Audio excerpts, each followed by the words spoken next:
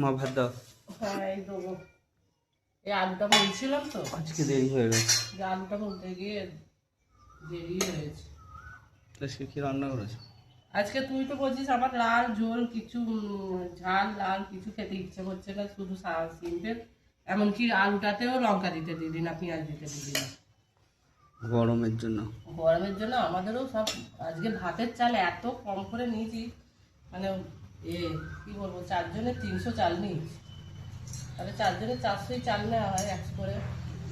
তো বাপি হয়তো 50 চালের খায়, খাই খেটে খুটে আসে একটু বেশি খায়। আর এই যে একটা ডিম সেদ্ধ দিয়ে দিয়ে এই শুধু খাবে একেবারে, ওই জন্য আবার একটু তাও ডালটাও খেতে চাইছিল না। এই ডালটা খা, বিউলির ডাল তোর বাপি বলেছে বিউলির ডাল করতে ঘন ঘন করে। এর আগেও একদিন করা হয়েছিল, হিং ফোড়ন আদা মৌরি বাটা আর হিং ফোড়ন দিয়ে লঙ্কা তেজপাতা দিয়ে একটা করেছি। বিউলির ডাল দিয়ে আলু ভাতেতে ভালো লাগে, আর এর সঙ্গে যদি একটু পাঁপড় ভাজা হতো আরও ভালো। আর প্রচুর গরম তুলেছে, কি বলবো আর, মানে নেমে নিয়ে যাচ্ছে সত্যি। গরমে কারোই খেতে ইচ্ছা করছে না। আমার তো মনে হয় যারা খুব খেতে ভালোবাসে তারাও মনে হয় এই গরমে খাবার তুলে দিচ্ছে। তোর ভাই অত খেতে ভালোবাসে, তারও খাবার দেখে বলছে আমার খেতে ইচ্ছে করছে না। খেটে খুটে আসে রোদ্দুরে তো, খেতে ইচ্ছে করে না, মানে ভালো লাগে না যে এই কটা ভাত খাবে।